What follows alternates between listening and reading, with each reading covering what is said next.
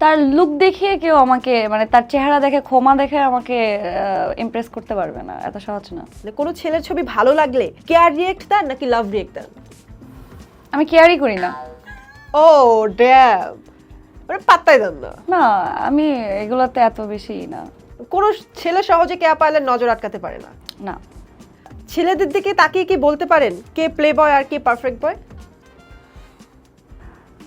এটা না বুঝলেও ছেলেরা আসলে কিভাবে তাকাচ্ছে তার তাকানোটা বোঝা যায় যে সে আসলে কি, মানে ব্যাড নজর না ভালো নজর? হ্যাঁ তার নজরটা বোঝা যায়।